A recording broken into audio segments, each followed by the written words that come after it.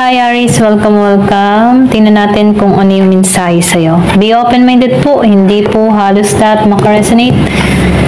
And thank you nga po pala sa mga nag-subscribe. Okay, tingnan natin kung anong kapalaran mo para kay Aries. Okay, anong kapalaran ni Aries hanggang December to January. Ayan.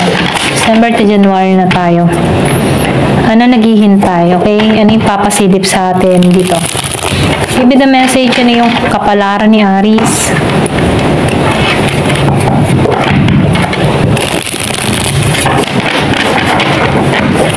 Give me the message for Aries, ano yung kapalaran?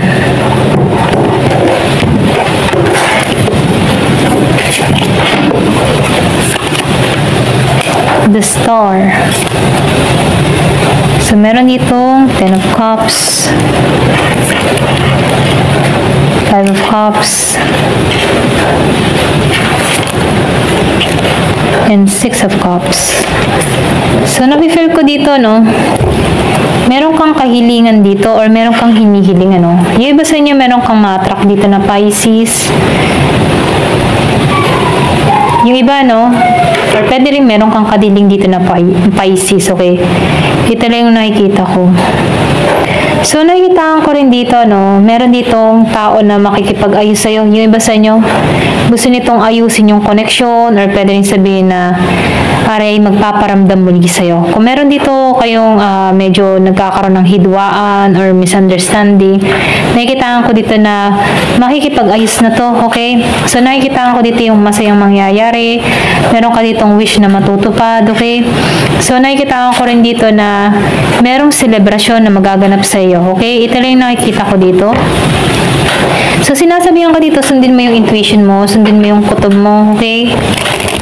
Kasi mapapabuti ka dito once na susundin mo yung intuition mo. Ayan. So, nafe-feel ko dito yung happiness and renewal dun sa iba. Okay? Tingnan pa natin dito. Give me the message for Aries.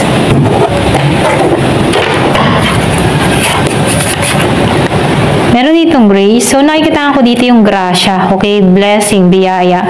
Meron ka ditong marireceive kasi merong star. Lumabas ang the star. So, nakikita ko dito, kung ano mo yung hinihiling mo, okay, matutupad to. Kasi magiging maayos ang lahat. Magiging balance ang lahat. Okay?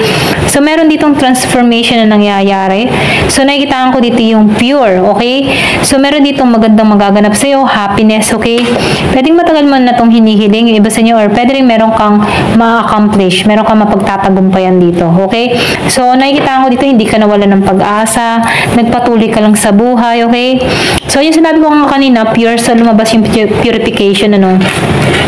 So, nakikita ko dito yung paglilinis, or pwede rin sabihin may cleansing na nangyayari, or pwede rin sabihin para kang sinilang muli, okay? So, nakikita ko dito yung iba sa inyo na dadagdagan ng iyong kaalaman, karunungan. So, nafe-feel ko dito na ma-attract mo tong grasya na palapit sa'yo, okay?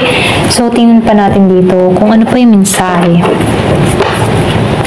So, nafe-feel ko din dito yung protection dun sa iba.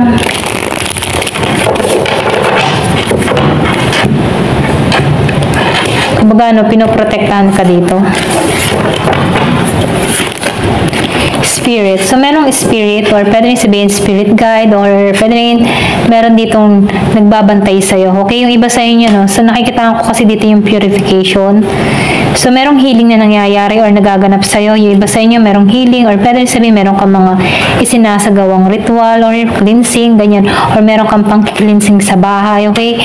So, meron ako nakikita dito na pagbabago na mangyayari. Pwedeng hinihiling mo na to. Okay? Meron kang minamanifest dito na kung saan parating to. Okay? Kung ano man yung hinihiling mo, minamanifest mo, magaganap to sa'yo. Okay? So, meron ako nakikita ditong purification. Purification. Kumbaga, ililinisin or tatanggalin na sa'yo dito sa paligid mo yung mga toxic or pwede rin sabihin, nagbabala ka dito mag-cleansing. Okay? Aalisan mo na to. Okay? Kumbaga, nakikita ko dito, end of cycle. Okay? Kumbaga, tinatanggalan mo na yung mga pattern, yung mga negative pattern. Kumbaga, meron kang panibagong pananaw, ganyan. Ito lang nakikita ko sa'yo. yun nga, lumabas ang alchemy. So, nakikita ko dito yung pagbabago na nangyayari sa'yo, okay? Kumbaga, nililikha mo muli yung sarili mo, or pwede sabihin rebirth. Kumbaga, para kang nagkaroon ng transformation, panibagong pananaw, or panibagong pag-asa. Okay? Ito lang yung nafe-feel ko sa'yo. So, nakikita ko dito, yung iba sa inyo nasa ibang bansa, or pwede rin sabihin na meron ditong distance, okay? Ito lang yung nakikita ko, no? So, kumbaga, nakikita ko dito na malayo kayo sa mahal mo sa buhay, okay? Iba sa inyo nasa ibang bansa, ito rin nafe-feel ko. Ayan. So, tingnan pa natin dito.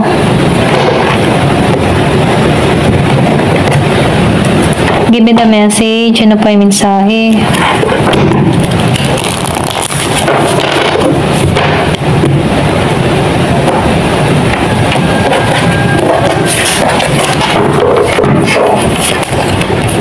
Caution. So, sinasabihan ka dito, no? Yung iba sa inyo meron ditong nagtutuklas or merong umaalam ng information mo, okay? So, nakikita ko dito, no? Sinasabihan ka dito, maging maingat ka, okay? Kumaga may babala dito. Kasi meron ako nakikita ditong pwedeng hinahanap ka, inaalam kung nasan ka, or pwedeng sabihin inaalam or tinutuklas kung anong meron ka, okay? Inaalam yung information about sa'yo, okay? So, sinasabihan ka dito, no? Huwag kang masyadong magbibigay ng information or huwag kang magbibigay ng mga nangyayari or nagaganap sa'yo. Or kahit mga sa social media, no?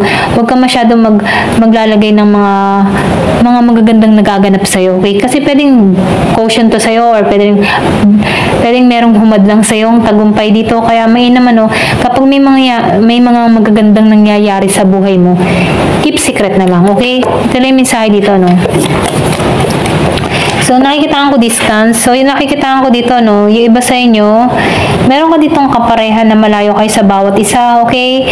So, nakikita ko dito, yung iba sa inyo na kahit malayo kayo sa bawat isa, andun pa rin yung emotion nyo, okay? Andun pa rin yung damdamin nyo sa bawat isa.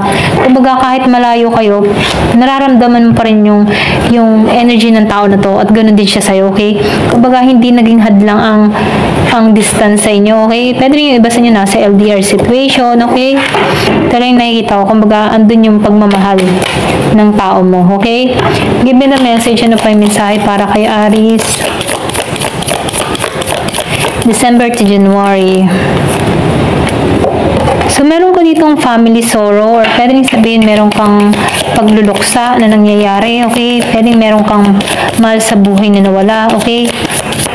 Yung iba sa inyo, no, ito rin nakikita ko. Or pwede rin sabihin nangyari at naganap na to. Yung iba sa inyo, pwedeng broken-hearted ka or pwede rin sabihin meron ka isa sa pamilya mo na talagang merong dinadalang mabigat, okay? Ito na yung nakikita ko, no? So, nakikita ko rin dito, merong coins. So, nakikita, pwedeng kaanak. Yung iba sa inyo, pwedeng meron kang kaanak na mayapa, okay? Yung iba sa inyo, hindi halos lahat sa part na to, no? So, ikaw din naman nakakalam kung meron kang mga kaanak dito na merong karamdaman or sakit, okay? So, ito na yung nakikita ko, meron dito pagluluksa. Ayan, dun sa iba, hindi halos lahat. So, nakikita ko rin dito, no, meron ditong parating na pera dun sa iba, merong parating, pwedeng malaking pera, okay? Kung ano man yung mga tinatrabaho mo, parating na to, ayan. So, kung ano man yung tinarabaho mo nung November, meron ditong magandang resulta, okay? Ito lang yung nakikita ko. Yung mga pinaghirapan mo, pwedeng iba bagong trabaho or merong nangyari nung November, okay? So, meron ditong eagle. So, nakikita ko dito, no, tagumpay ka, okay? Kumbaga, mapagtatagumpayan mo lahat ng mga kaguluhan or trouble or obstacle na yan sa buhay mo, okay? So, nafe-feel ko dito, no, pwedeng yung iba sa inyo, merong kang mahal sa buhay na nawala nitong November. Yung iba sa inyo, no, ito na nafe-feel ko, meron nangyari or naganap nitong November, okay? Na hanggang ngayon nagluluksa pa rin ang pamilya, okay? Pwedeng bago pa to, sariwa pa to, kaya may pagluluksa, okay? Hindi halos lahat, ano, ito lang nafe-feel ko. Give me the message, ano pa yung mensahe? Victory ka talaga, no? So, swerte ka pagdating sa pera, triumph. 2 beses na lumabas ang triumph. Victory ka, okay? Kung ano man yung mga hadlang na kumikilos laban sa'yo, mapagtatagumpayan mo to, okay?